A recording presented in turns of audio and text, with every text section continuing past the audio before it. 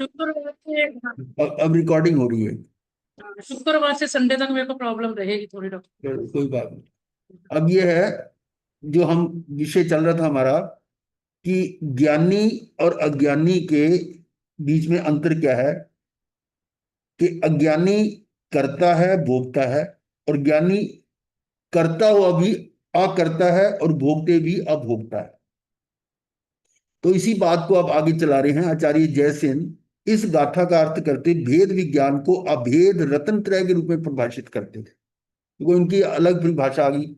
वेद विज्ञान को अभेद रत्न त्रय, अभेद रत्न त्रय का मतलब ज्ञान, दर्शन, चरित्र। ठीक है ना, ये तीनों एक ही है। ज्ञान श्रद्धान हो गया, वो मतलब सम्यक ज्ञान हो गया, सम्यक दर्शन और सम्यक चरित्र। ये तीनों अभेद है, मतलब एक है, इसमें डिफरेंस नहीं है, युगपत है। तो इसको वो भेद विज्ञान के साथ जोड़ रहे हैं। और भोगने का अर्थ तन्मय होकर भोगना। ये शब्द इंपॉर्टेंट है इसमें, तन्मय।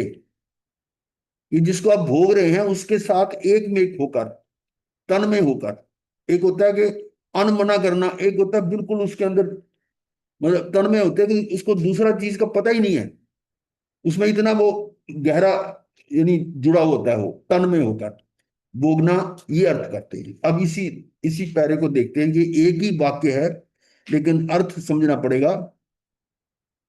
विशुद्ध ज्ञान दर्शन स्वभाव रूप, एक एक शब्द का अर्थ समझे। विशुद्ध ज्ञान दर्शन स्वभाव रूप।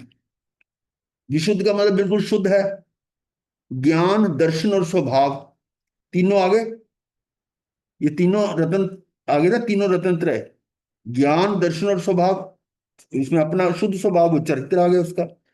ज्ञान दर्शन ये विशुद्ध ज्ञान दर्शन स्वभाव रूप आत्म तत्व का, यानी आत्मा का तत्व जो कैसा है, सम्यक श्रद्धान, ज्ञान और अनुष्ठान रूप अभेद रतन त्रय रूप, रतन त्रय स्वरूप।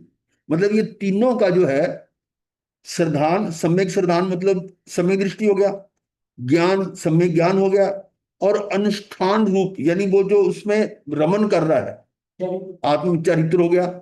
तीनों का अभेद रत्न त्रय। रत्न त्रय मतलब तीनों, रत्न त्रय है ज्ञान, दर्शन, चित्राणी।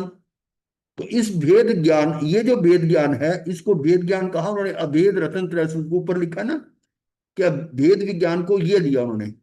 तो इसी को यहां आ रहा है कि अभेद रत्न त्रय स्वरूप वेद ज्ञान के इस ज्ञान के अभाव। अब देखिए, इस वेद ज्ञान के अभाव से, यानी है नहीं, उसको वेद ज्ञान नहीं है, इसके अभाव से अज्ञानी जीव। अब देखिए यहां तक आ गया अज्ञानी जीव, जो इसको वेद ज्ञानी वो अज्ञानी हो गया ना। अज्ञानी की परिभाषा भी आ गई। तो वो क्या करता है अज्ञानी जीव, उदयागत कर्म प्रकृति स्वभाव रूप।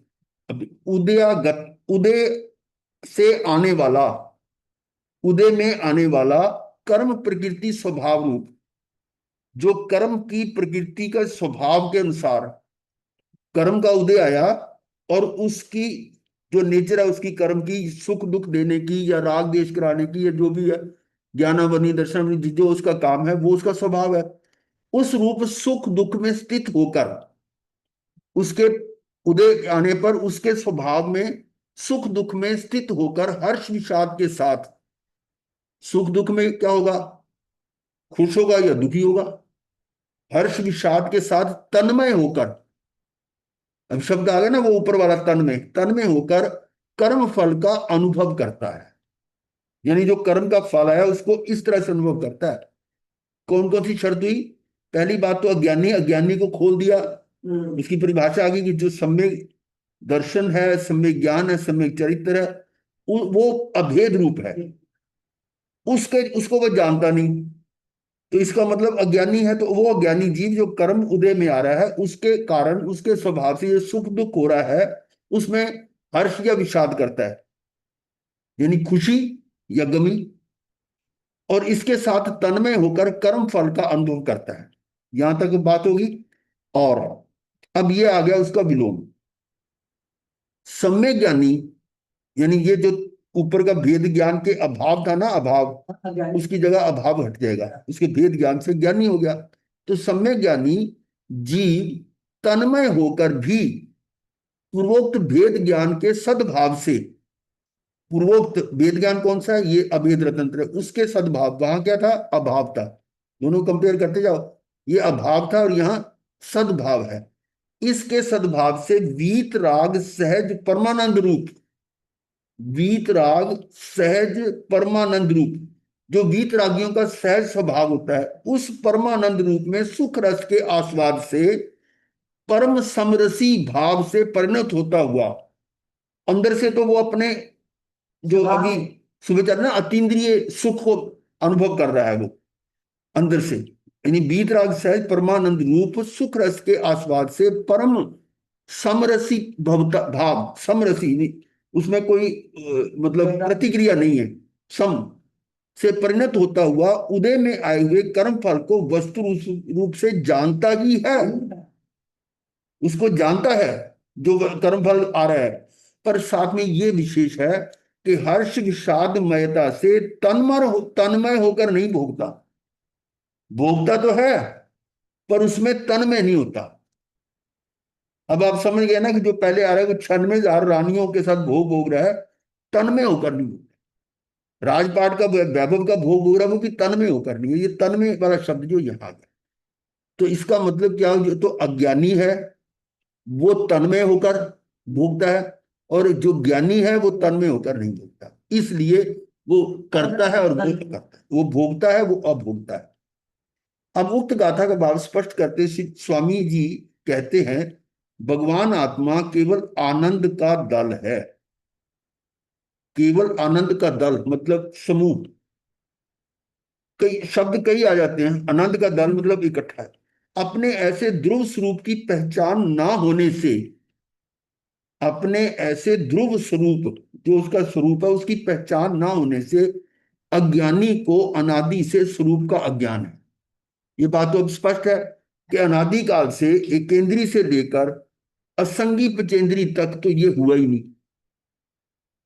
और संगी पचेंद्री बनने के बाद भी तीन गतियां तो ऐसी जहां पर यह संभावना कम थी, नरक में, त्रेंच में या देवलोक में, मनुष्य बना तो वहां पर भी बहुत लिमिटेड क्षेत्र रहे जहां उसको अपना ज्ञान हो सकता था, वो कर्म भूमि में, और वो भी कितना है, तो इस तरह से अधिकतर हम कहाँ कहाँ रहे कि इस ध्रुव स्वरूप की पहचान ना होने से अज्ञानी को अनादि से स्वरूप का अज्ञान है, अपने स्वरूप का ज्ञान ही नहीं है, इस कारण अज्ञान वश राग को अपना स्वरूप मानता हुआ, राग के साथ तन्मय हो रहा है, मानता हुआ अपने व पर के एकत्व ज्ञान से, अपने अपने मतलब आत्मा के, और पर मतलब ये राग, इन दोनों में एकत्व ज्ञान से, स्व पर के एकत्व दर्शन से और स्व पर की एकत्व परिणति से कर्म प्रकृति के स्वभाव में रचा पचा रहता है,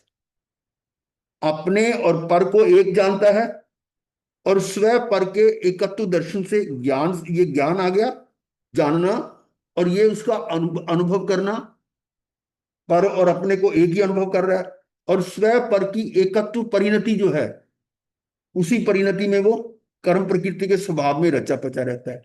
इस प्रकार से ये बात आ गई अज्ञानी की। भाई ये पुण्य पाप के जो भी भाव होते हैं वे कर्म प्रकृति के स्वभाव हैं, कर्म प्रकृति के स्वभाव हैं, जो वो शुभ या अशुभ किसके कर्म प्रकृति के हैं। हाँ, अज्ञानी कर्म प्रकृति के स्वभाव में रचा पचा प्रकृति के स्वभाव को ही अपनेपन अनुभव करता हुआ कर्म मल का ही वेदन करता, उसे ही भोगता है। ये गलती, अज्ञानी कर्म प्रकृति के स्वभाव में रचा पचा, ये रचा पचा आ गया, वो तन्मय वाली बात आ गई, प्रकृति के स्वभाव को ही अपने पने, कि मैं बीमार हो गया, मैं मोटा हो गया, मैं पतला हो गया, मैं गोरा हो गया, मैं काला हो गया, वो प्रकृति को अपने पने में आ रहे ना, अनुभव करता हुआ कर्म मल का ही वेदन करता है, ये कर्म की मैल उसे ही भोगता है। अब कहते हैं कि ज्ञानी अर्थात भेद विज्ञानी आत्मानुभवी, जिसे अतीन्द्रिय आनंद स्वरूपी आत्मा का आस्वादन हो रहा है, इस सुबह का विषय भी इसी से संबंधित है, आत्मानुभव और अतीन्द्रिय आनंद स्वरूप। ज्ञानी अर्थात भेद विज्ञानी, आत्मानुभवी, सब उसके विशेषण आगे, जिसे अतीन्द्रिय आनंद स्वरूपी आत्मा का आस्वादन हो रहा है। इसका मतलब वो अपने में, अपने आप में तन्मय हो रहा है ना, वह अपने आत्मा को ज्ञान स्वभाव से अभिन्न। अब देखो क्या है, आत्मा को ज्ञान स्वभाव से अभिन्न, मतलब ज्ञान से तो अलग है नहीं, अभिन्न का मतलब भिन्न नहीं है, और पर से भिन्न, पर से भिन्न अनुभवता है। ठीक है, फिर पढ़ रहे हूं एक बार। अब कहते हैं कि ज्ञानी अर्थात भेद विज्ञानी, आत्मानुभवी, जिसे अतीन्द्रिय आनंद स्वरूपी आत्मा का आस्वादन हो रहा है, जिसको अंदर से आनंद आ रहा है, वह अपने आत्मा को ज्ञान स्वभाव से अभिन्न, ज्ञान स्वभाव से तो एक में एक, और पर से भिन्न अनुभवता है। और यहां प्रश्न है कि क्या ज्ञानी के हर्ष शोक का वेदन बिल्कुल नहीं होता? हाँ, होता है कि नहीं होता? वो अपने स्वभाव में ऐसा कैसे होगा? ना ना ना, होता है। लक्ष्मण को मूर्छित हुए तो रामचंद्र जी क्या कर रहे थे? शोका, अरे शोकाकुल हुए नहीं। कृष्ण जी को जब बलराम, वो क्या नाम, कृष्ण जी को वो मृत्यु हुई तो क्या बलराम थे, वो ज्ञानी नहीं थे क्या? और 6 महीने तक उसको धोते हुए जा रहे थे, शोक था ना उनको। हाँ, अब समझ लो, अब ये भेद जानना कि वो जो शोक कैसा होता है। प्रश्न है कि क्या ज्ञानी के हर शोक का वेदन बिल्कुल नहीं होता? उत्तर है, ज्ञानी के हर्ष शोक का वेदन बिल्कुल भी नहीं होता, ऐसा नहीं है। अब मैं जहां ये नाम पढ़ूंगा ना, तो क्या ऐसा नहीं है, नहीं बोलता तो क्या मतलब होगा, ज्ञानी के हर्ष शोक का वेदन बिल्कुल भी नहीं होता, यही रुक जाऊं तो अर्थ कुछ कुछ बन जाएगा। पर आगे क्या, ऐसा नहीं है, क्या कह रहे हैं, ऐसा नहीं है, उसे किंचित हर्ष शोक का वेदन है। क्या मतलब? कभी है, किसी किसी दृष्टि से है, परंतु उसे अंतरंग में स्वभाव की अधिकता है, अंतरंग में स्वभाव की अधिकता है, मुख्यता है। अतः वह स्वभाव को मुख्य और राग के वेदन को गौण मानकर राग के वेदन में तन्मय नहीं होता। अरे स्वभाव में मैं बात करता हूं, वो शोक वेदन शोक कर रहा है, स्वभाव में क्या कह रहे हैं, अब बात नहीं समझा, वो जो ये कहना चाह रहे हैं वो समझो, कि उस समय उसको राग का भी वेदन हो रहा है, पर उसमें तन्मय क्यों नहीं होता? क्योंकि उसको अंतरंग स्वभाव की अधिकता है। क्योंकि जो अनंतानुबंधी है वो जा चुका है, ये क्या नाम, दर्शन मोनी भी गया हुआ है, लेकिन कुछ अभी राग बचा हुआ है, उस राग का अनुभव तो करेगा, करेगा कि नहीं? तो लेकिन वहां इस स्वभाव को मुख्य, वो जो अपने स्वभाव को तो मुख्य रख रहा है, और राग के वेदन को गौण मानकर, जो उसका अधिकतर पार्ट है उसको तो वो मुख्य रख रहा है, और जो कम है उसको वो गौण कर रहा है, परंतु वेदन हो रहा है। अभी मैंने एग्जांपल दी आपको, रामचंद्र जी की दे दी, कृष्ण बलराम की दे दी, एग्जांपल गलत थोड़ा कोई। उनको शोक हुआ कि नहीं हुआ जब भाई की मृत्यु हो गई? तो 100 में से 10 है।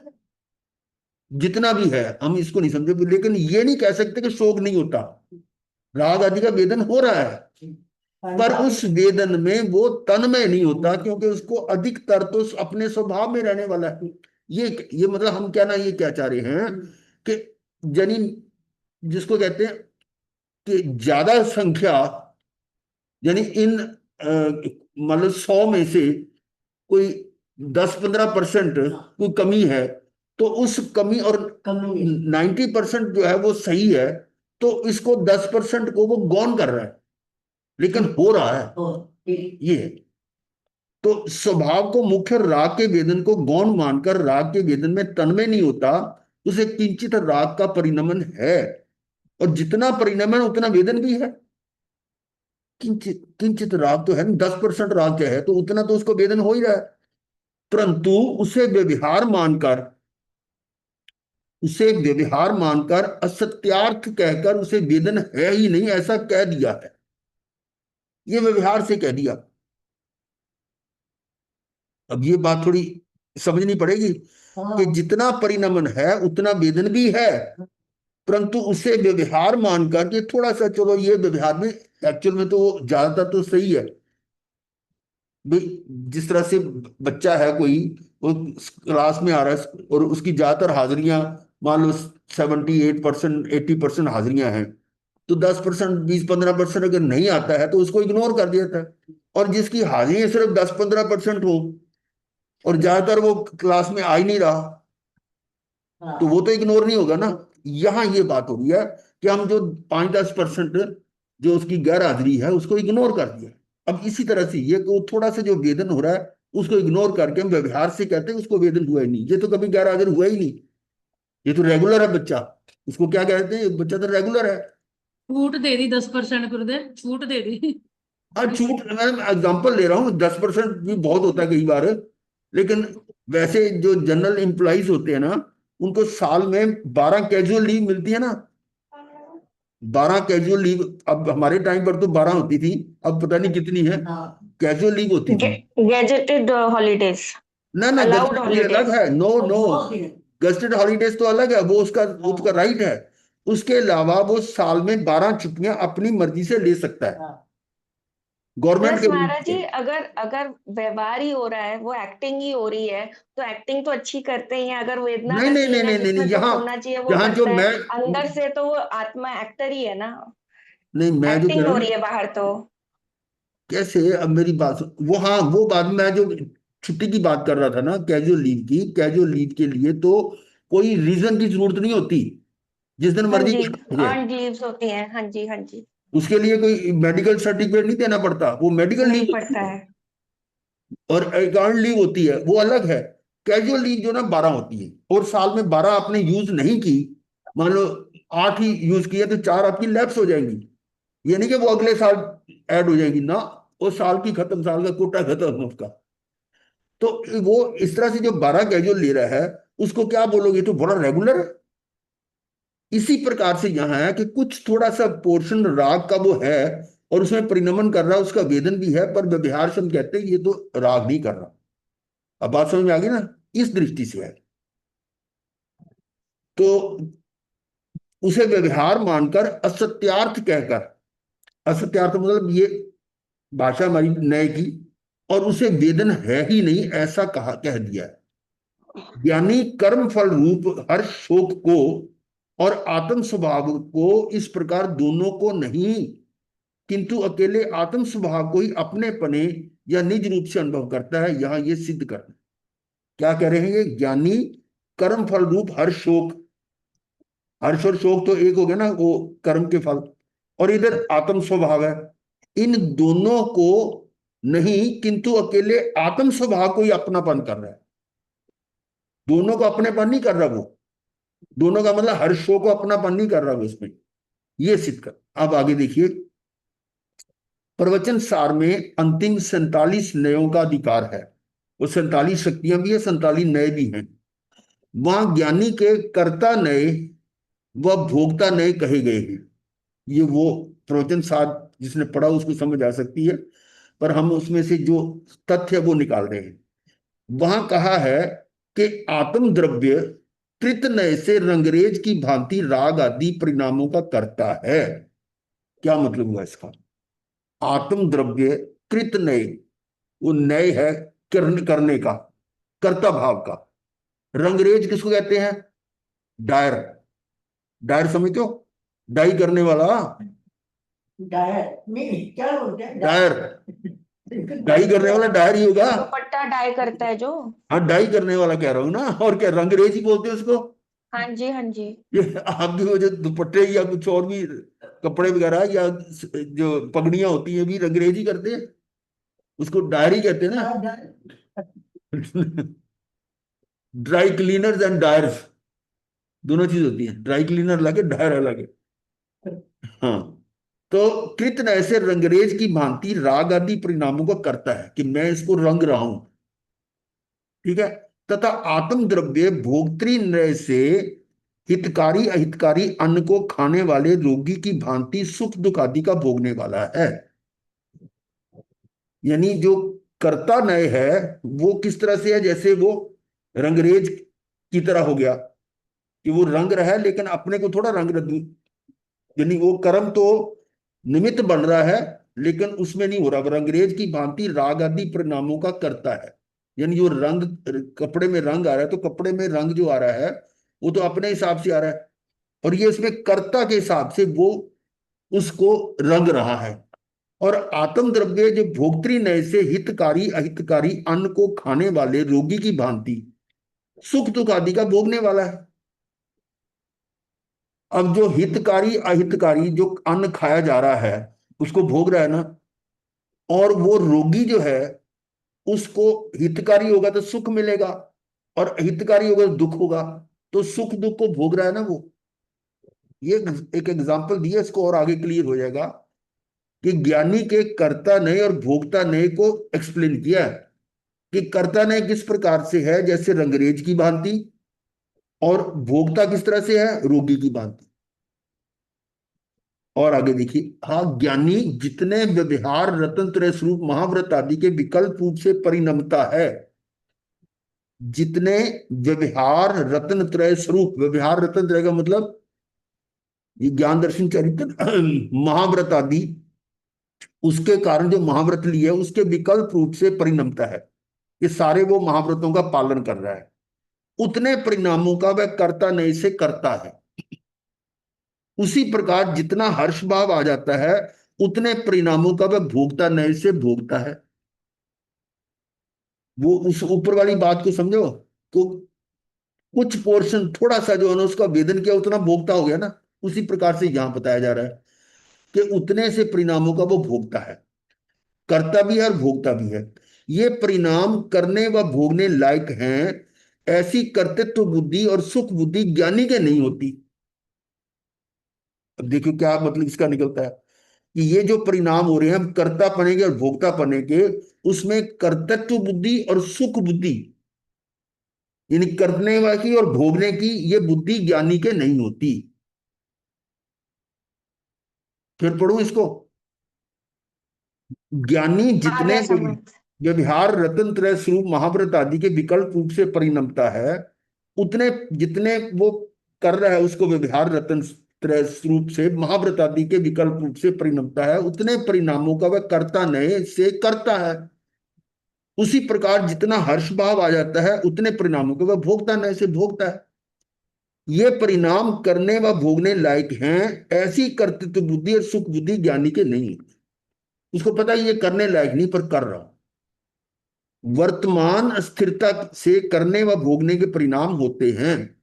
वर्तमान अस्थिरता, वो अंदर टिक नहीं पाता ना, बाहर आ जाता वो। अस्थिरता से करने व भोगने के परिणाम होते हैं, इस कारण से कर्ता व भोक्ता कहते हैं। यहाँ ये कर्ता व भोक्ता कहते हैं, यहां ये बात नहीं है। यहां तो ये कहा है कि ज्ञानी उदित कर्म फल को मात्र जानता ही है। ये बात यहां से आएगी कि कर्तृत्व बुद्धि और सुख बुद्धि नहीं है।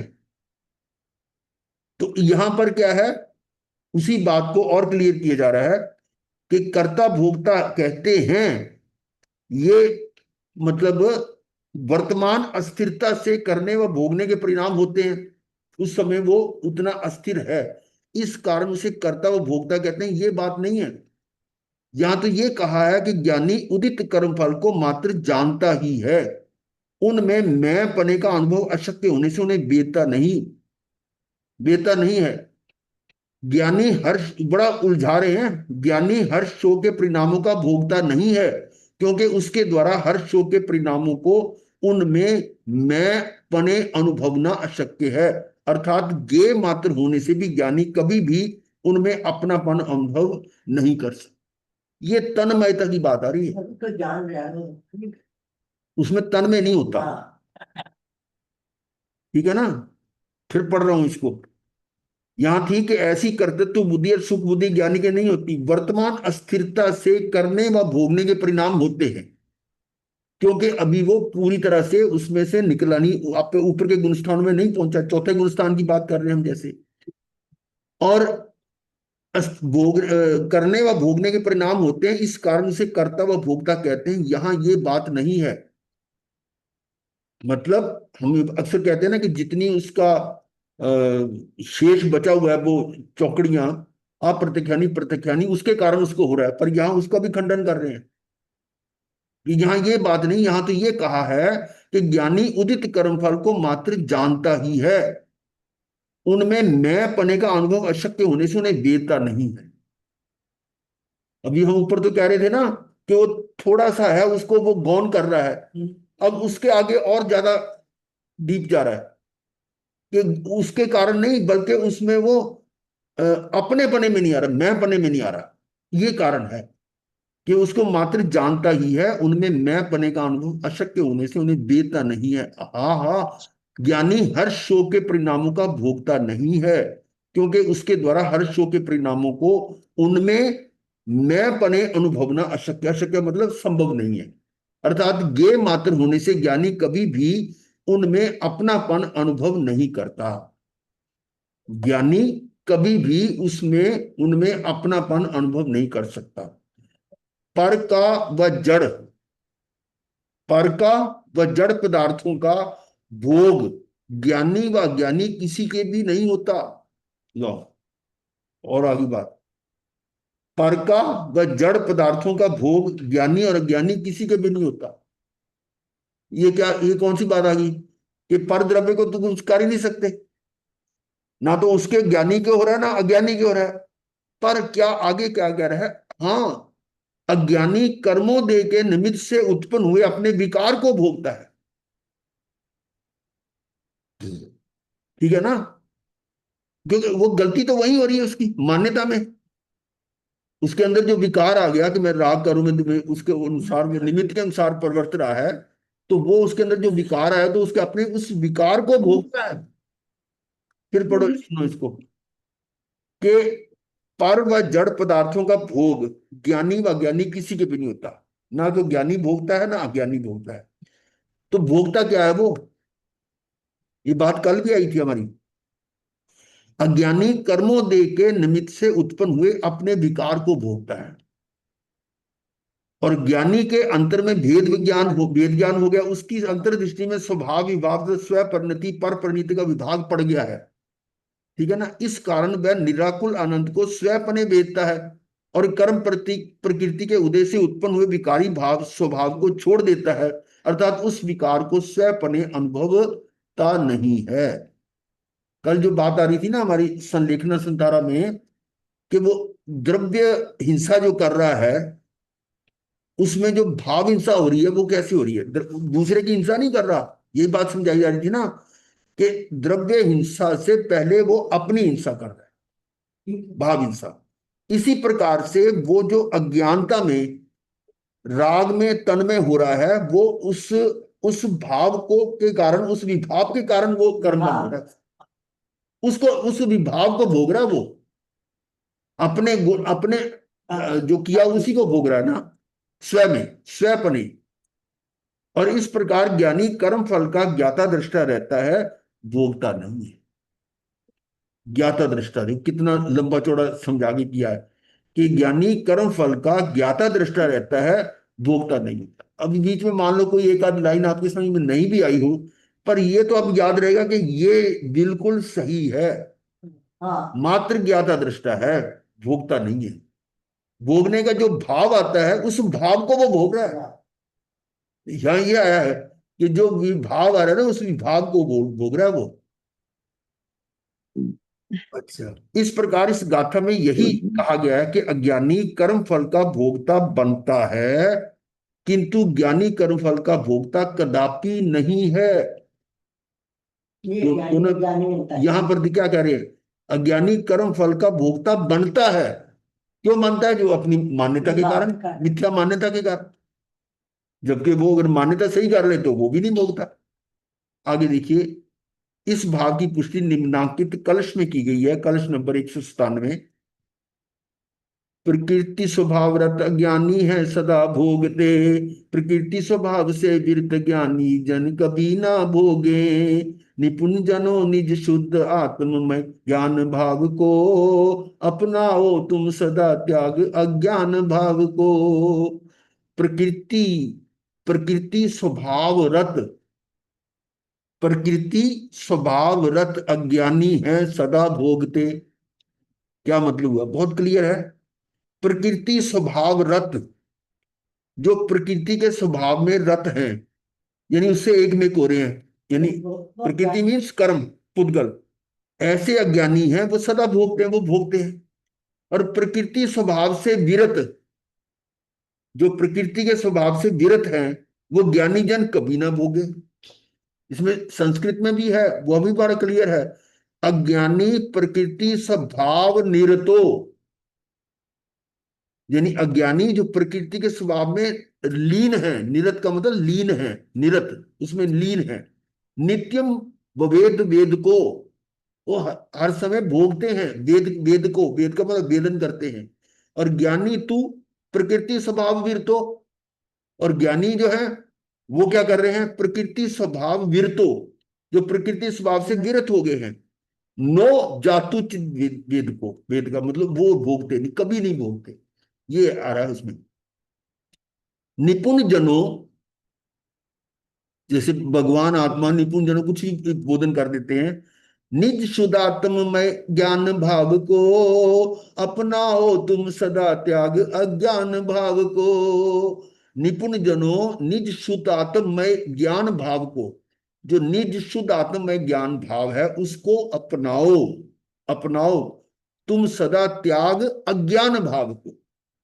ये अज्ञान भाव को छोड़कर अपने ज्ञान भाव में आ जाओ, ये संदेश है इसमें।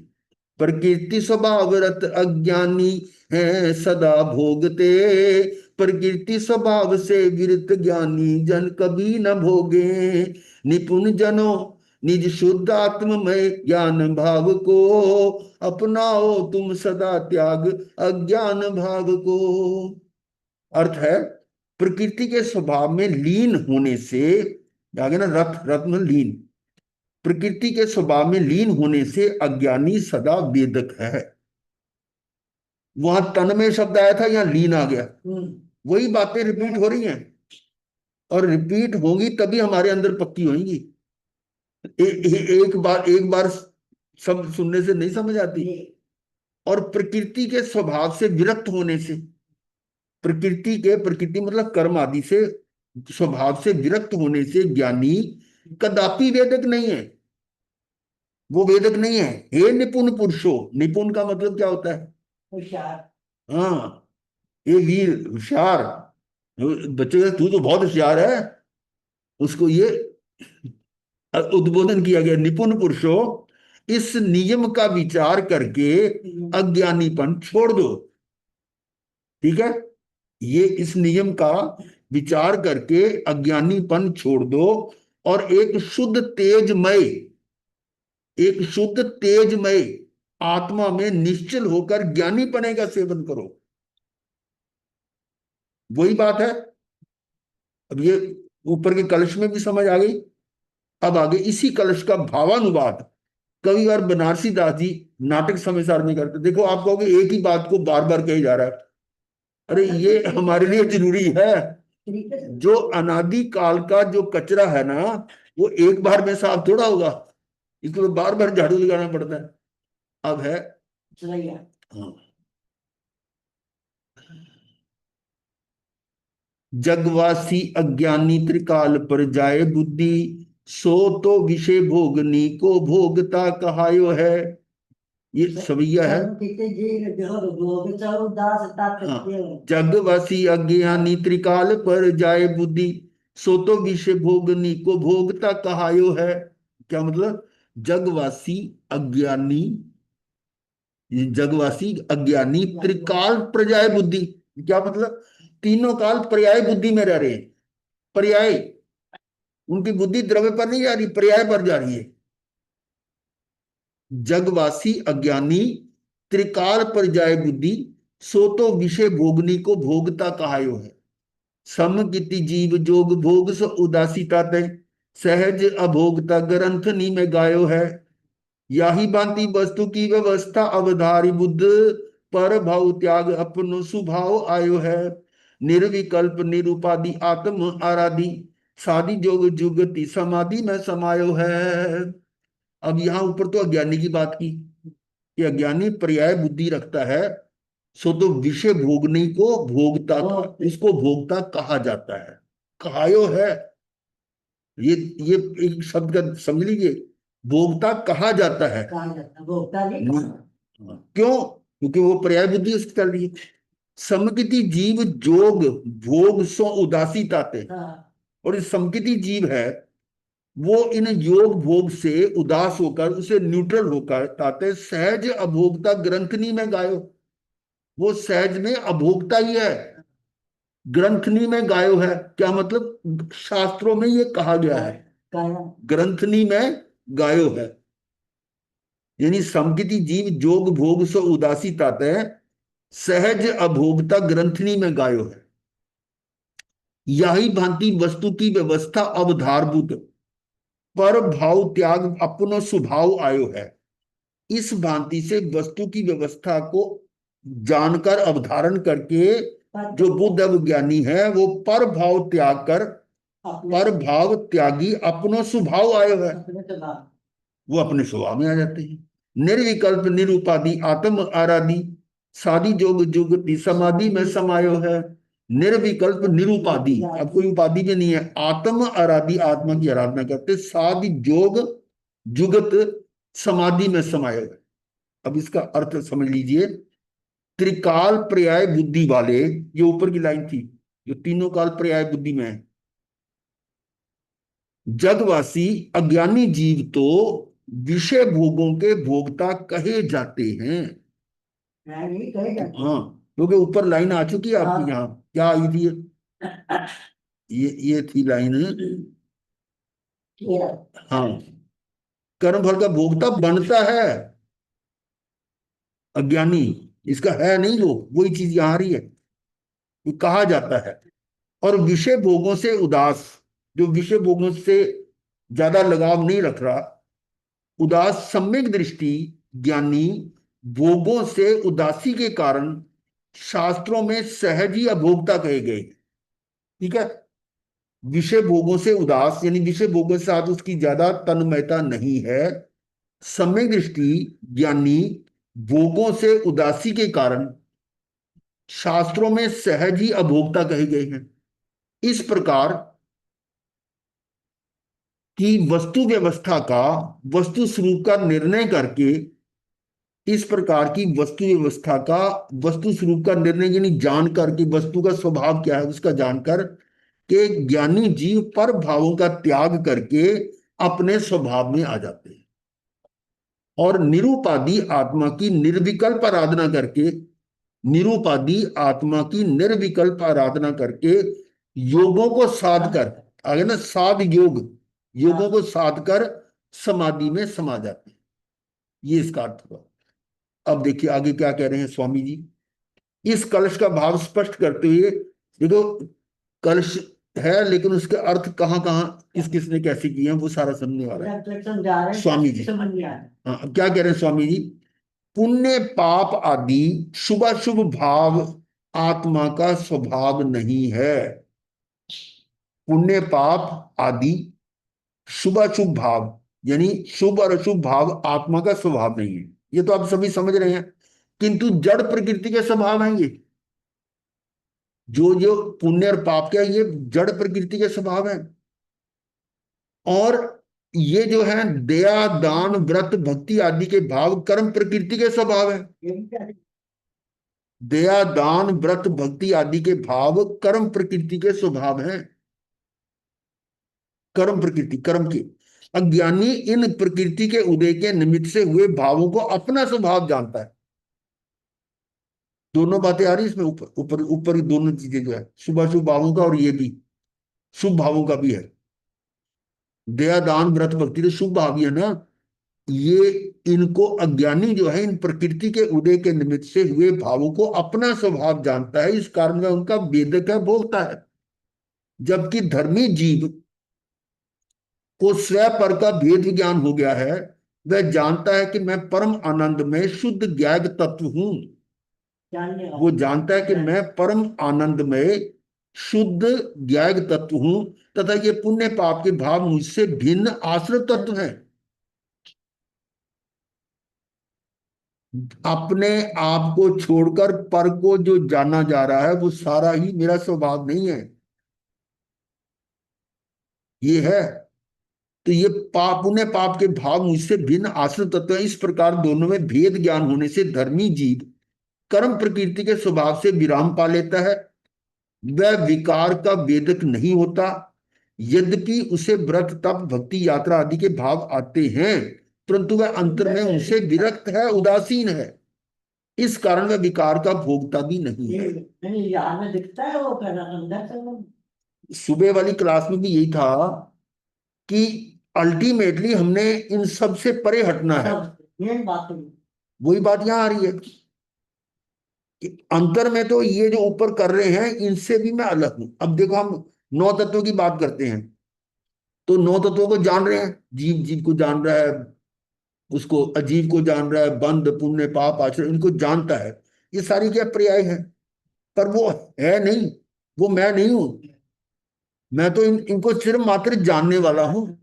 ये छोड़ने नहीं मतलब वो चाहे जानने जोगे या नहीं जाने वो बात नहीं है, पर मैं सिर्फ जान रहा हूं, पर मैं हूं नहीं, उससे अलग हूं। कहीं कहीं ऐसा कथन भी मिलता है कि ज्ञानी के आनंद धारा व राग धारा दोनों एक साथ वर्तती है। फिर आ गया, हाँ ज्ञानी के आनंद धारा और राग धारा दोनों एक साथ वर्तती हैं। एक ही समय में आनंद व दुख का वेदन एक साथ होता है, परंतु यहाँ ये बात नहीं है। यहाँ तो दुख के वेदन को गौण करके व्यवहार मानकर असत्यार्थ जानकर हटा दिया है। इस कारण यहाँ कहा कि ज्ञानी प्रकृति के स्वभाव का वेदक नहीं है। प्रकृति के स्वभाव का, अपने स्वभाव का तो वेदक है वो, पर प्रकृति के स्वभाव का वेदक नहीं है। फिर देखो, कहीं कहीं ऐसा कथन भी मिलता है कि ज्ञानी के आनंद धारा और राग धारा दोनों एक साथ बरतती हैं। एक ही समय में आनंद और दुख का वेदन एक साथ होता है, परंतु यहाँ ये वह बात नहीं है। यहाँ तो दुख के वेदन को गौण करके उसे व्यवहार मानकर असत्यार्थ जानकर हटा दिया। इस कारण यहाँ कहा है कि ज्ञानी प्रकृति के स्वभाव का वेदक नहीं है। जो ये बात हम पढ़ते आ रहे हैं ना कई बार, काफी देर से, कि ज्ञानी जो है ना वो पाप का करता नहीं है, भोगते हुए भोगता नहीं है, हाँ होगी वो उस सारी बातों को इतना इतना खोल के बताया जा रहा है। तो ज्ञानी के सर्वथा दुख का वेदन होता ही नहीं है। यदि ऐसा कोई कहे तो उसका कहना भी सही नहीं है। बताया ना, दुख का वेदन तो होता है ना। होता नहीं अभी नो एग्जाम्पल नहीं है, होता है। अरे हो रहा है ना। ज्ञानी के सर्वथा दुख का वेदन होता ही नहीं, यदि ऐसा कहें तो ये उसका ये कहना भी सही नहीं है। देखो आप क्या कह रहे हैं, छठवें गुण स्थानवर्ती भावलिंगी मुनिवरों को अंदर में अतीन्द्रिय आनंद का प्रचुर स्व संवेदन होता है। होता है, हम छठे गुण स्थान में माने जाते हैं ना साहब, तो क्या वो आनंद का नहीं है? तथापि जितना अल्प राग है उतना दुख का वेदन भी है। परंतु यहाँ तो दृष्टि की अपेक्षा बात है, वो बात अलग है जो हम गुण स्थानों में करते आ रहे थे। दृष्टि की प्रधानता में दुख का वेदन नहीं है, ऐसा कहा है। दृष्टि दृष्टि के हिसाब से, और वैसे एक्चुअल में तो हो रहा है भाई। अपेक्षा समझे बिना यदि कोई एकांत से खींच करे तो वह जिन आगमन का मार्ग नहीं है। मतलब एक तरफ ये एकांत से नहीं कह सकते कि उसका वेदन नहीं होता या उसका वेदन होता है, अपेक्षा की बात है। ये दृष्टि क्या है, किस दृष्टि से हम ये बात कर रहे हैं, किस दृष्टि से हम कर रहे हैं। वहां वो कर रहे हैं कि जितना जितना उसका राग बचा हो उतना उतना दुख सुख हो रहा है, और यहाँ कहते हैं उसकी दृष्टि ही उसमें नहीं है, हाँ उसको वो गौण करके कर रहे हैं। ये फर्क है। देखो यहां पर वस्तु को छोड़ने की बात नहीं कही, क्योंकि पर का ग्रहण त्याग तो आत्मा में त्रिकाल है ही नहीं। लो, आज ही बताया था वो त्यागोपादान शून्य, एक शक्ति बताई थी सुबह। यहां वस्तु को छोड़ने की बात नहीं कही, क्योंकि पर का ग्रहण त्याग तो आत्मा में त्रिकाल है ही नहीं। हाँ छोड़ेगा फिर नहीं नहीं, उसकी शक्तियों में 16वीं शक्ति बताई थी आज सुबह, कि ना तो वो त्याग कर सकता है ना ग्रहण कर सकता है, ये शक्ति है उसमें। शक्ति क्या हो हाँ, उत्पादन ऐसी अरे ये देखो बताता हूँ, ये रही 16वीं क्या शक्ति थी, उत्पादन त्यागोपादान शून्य। शून्य का मतलब नहीं है, ना त्याग, त्याग भी नहीं है और ग्रहण भी नहीं है, त्यागता भी नहीं है ग्रहण भी नहीं करता, ये इसकी शक्ति है। कमी वृद्धि नहीं, हैं? कुछ भी कमी वृद्धि नहीं। कमी, त्यागोपादान शून्य शक्ति वो है ये। तो यहां पर वस्तु को छोड़ने की बात नहीं कही, क्योंकि पर का ग्रहण त्याग तो आत्मा में त्रिकाल है ही नहीं, कि जब ग्रहण ही नहीं कर रहा छोड़ेगा क्या। यहां तो जिस राग को अज्ञानी ने अपना मानकर अज्ञान पने का पोषण किया, उस अज्ञान को छोड़कर, छोड़ना किसको है, वो जो अज्ञानता की बात आप कर रहे थे, उस अज्ञान को छोड़कर राग में अपने पने, अपना पने के वेदन को छोड़कर एक शुद्ध आत्ममय तेज में निश्चल होकर ज्ञानी पने का सेवन करो, निराकुल आनंद का अनुभव करो, ये कहा है। इस प्रकार इस कलश में पर के भोगने के भावरूप अज्ञानीपन को छोड़ने और सहज ज्ञाता दृष्टा भावरूप ज्ञानीपन को अपनाने की प्रेरणा दी गई है। दो चार लाइनें बोलेंगे।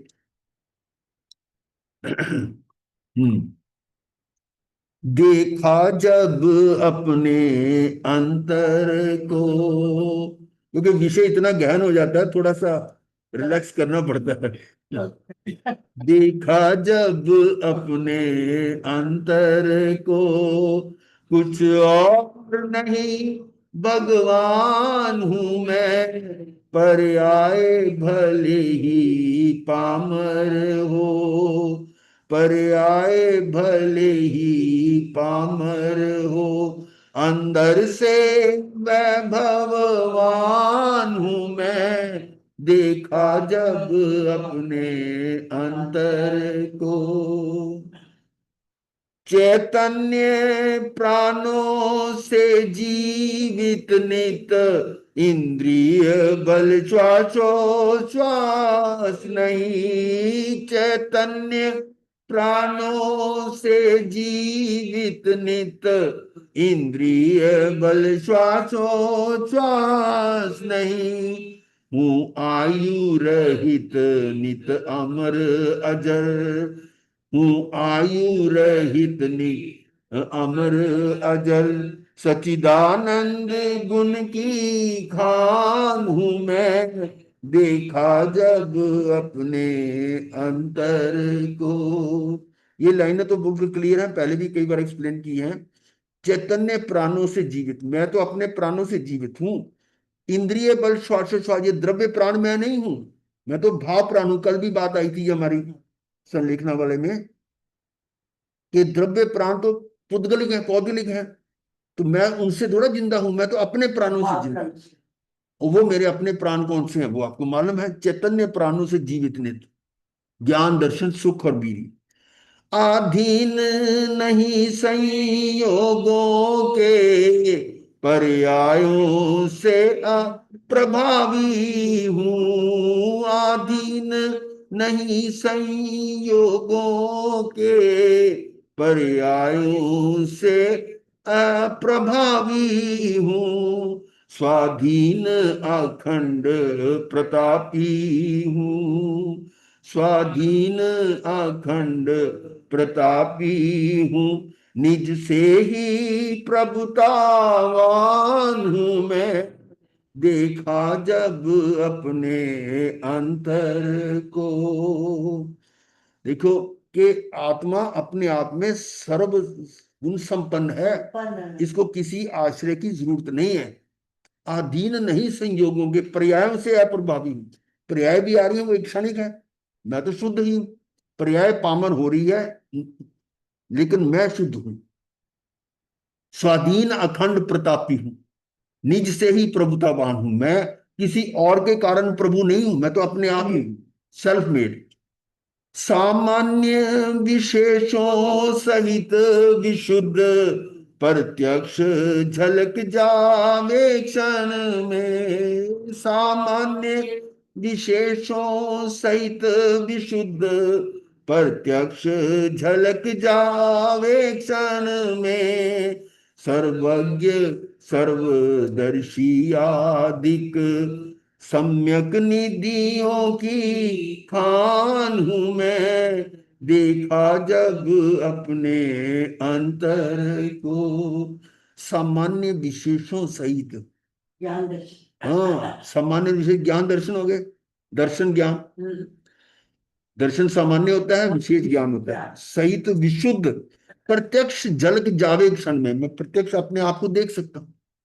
सर्वज्ञ सर्वदर्शी आदि के, मैं ही सर्वज्ञ सर्वदर्शी हूं, सम्यक निधियों की खान हूं मैं, देखा जब अपने अंतर को, अंदर देखना है। सर्व धर्मों में व्याप्त विभु हूं, और धर्म अनंतामय धर्मी, स्व स्वधर्मों में व्याप्त विभु हूं, और धर्म अनंतामय धर्मी। नित्य निज स्वरूप की रचना से, अंतर में धीरजवान हूं मैं, देखा जब अपने अंतर को। यहाँ एक ये शक्ति आई थी विभुत्व की, कहाँ थी वो, हाँ ये देखो, विभुत्व शक्ति, जो सर्व भावों में व्याप्त है, अर्थात सब गुण सभी में व्याप्त हैं। ये वाली शक्ति है विभुत्व, विभुत्व। और यही अब इसमें हम कर रहे थे, स्वधर्मों में व्याप्त विभु हूं, सब धर्मों में, और धर्म अनंतामयी धर्मी, अनंत अनंत धर्म, अनंत शक्तियां। नित्य निज स्वरूप की रचना से अंतर में धीरजवान, जो मेरा अपने स्वरूप की रचना में मेरी अपनी है।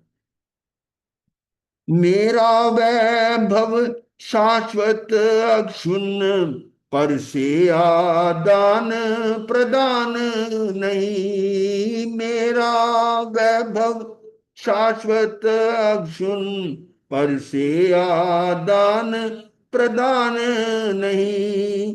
त्यागोपादान शून्य निष्क्रिय, अरु अगुरु लघु शिव धाम हूं मैं, देखा जब अपने अंतर। सारी शक्तियां आ रही है इसमें, त्यागोपादान और अगुरु लघु भी है, ये भी शक्ति है उसकी। यानी मेरा वैभव शाश्वत अक्षुण्ण, शाश्वत है, और अक्षुण्ण मतलब बना रहने वाला है, कभी नाश होने वाला नहीं है। पर से आदान प्रदान नहीं, पर से मैं न लेना न देना कुछ नहीं है, ना मैं कुछ दे सकता हूं ना कुछ ले सकता हूं। कितनी त्यागोपादान शून्य निष्क्रिय, ऐसा मैं निष्क्रिय भी हूं, ये भी शक्ति है। और आगुरु लघु शिव धाम हूं मैं, शक्तियों का बात आ रही है। तृप्ति आनंदमयी प्रगति, जब देखा अंतरनाथ को मैं। तृप्ति आनंदमयी प्रगति, जब देखा अंतरनाथ को मैं। नहीं रही कामना अब कोई, नहीं रही कामना अब कोई, बस निर्विकार निष्काम हूं मैं, देखा जब अपने अंतर को। कुछ और नहीं भगवान हूं मैं, पर्याय भले ही पामर हो, अंदर से वैभववान हूं मैं, देखा जब अपने अंतर।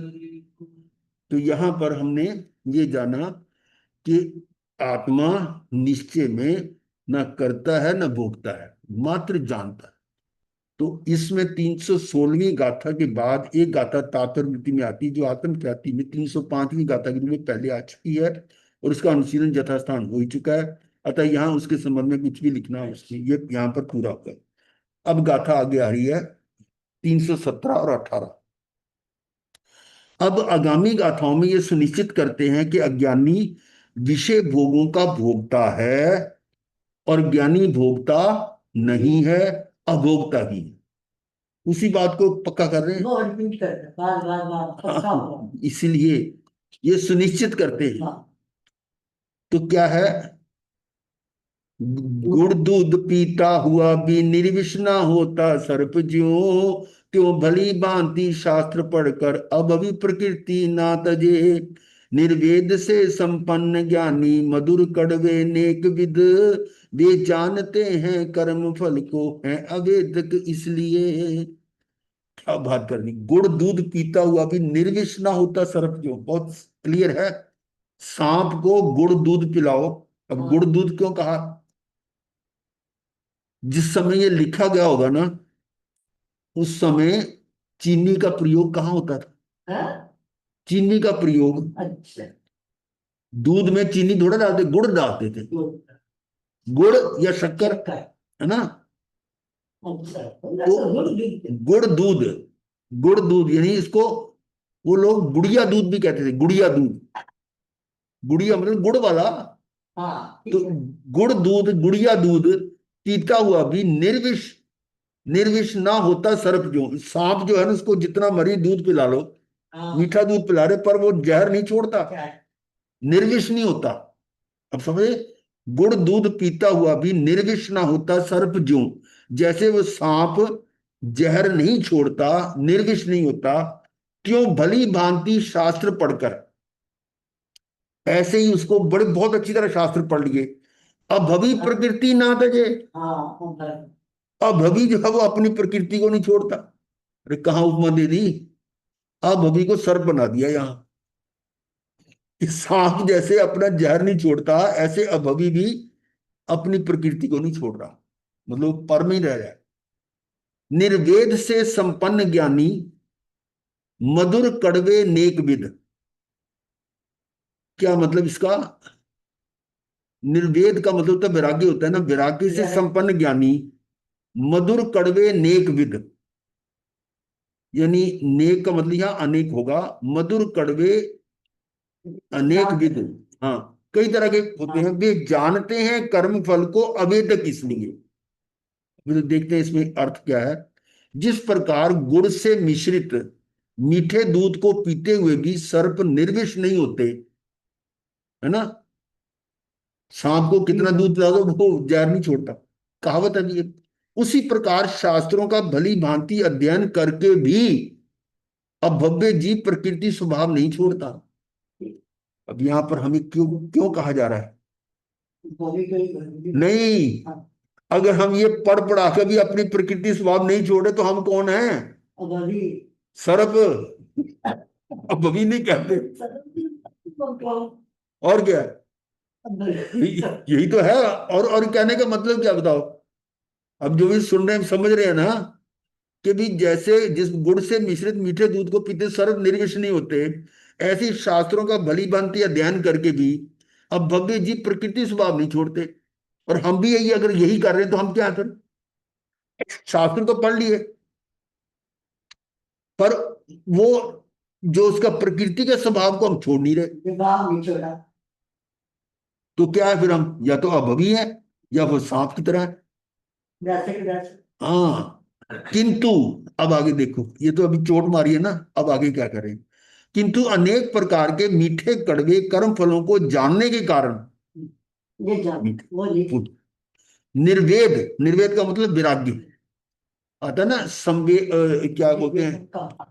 हाँ, सम संवेद निर्वेद अनुकंपा आस्था, सम संवेग निर्वेद अनुकंपा आस्था, ये 5 उसके होते हैं ना सम्यक दर्शी। तो निर्वेद यानी विराग्य को प्राप्त ज्ञानी उनका अवेदक ही है, यानी ज्ञानी के लिए नहीं है ये अज्ञानी के लिए था। ऊपर की 2 लाइनें अज्ञानी के लिए या अभवी के लिए, नीचे ज्ञानी की है। अनेक प्रकार के मीठे कड़वे कर्म फलों को जानने के कारण निर्वेद को प्राप्त ज्ञानी उनका अवेदक ही है। बाकी हम कहानी बाद में करेंगे। ओ, टाइम तो ऐसे निकल जाता है, पता लगता कुछ। हम्म,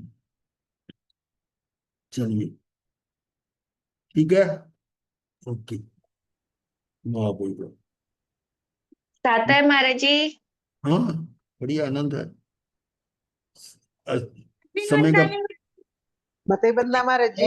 वाह भाई वाह, ये तो मैंने सोचा है ही नहीं अभी। नहीं, है 9:30 बजे खत्म हो गया था ना यहाँ पे अच्छा प्रोग्राम। ठीक, चलो बढ़िया रौनक होगी फिर तो, बैंड बाजे बजे होंगे। नहीं रौनक प्रवेश तो ठीक थी मतलब, क्योंकि है, प्रतापगढ़ से भी थे सब, वीरनगर से भी थे। ठीक है। रौनक तो सही थी।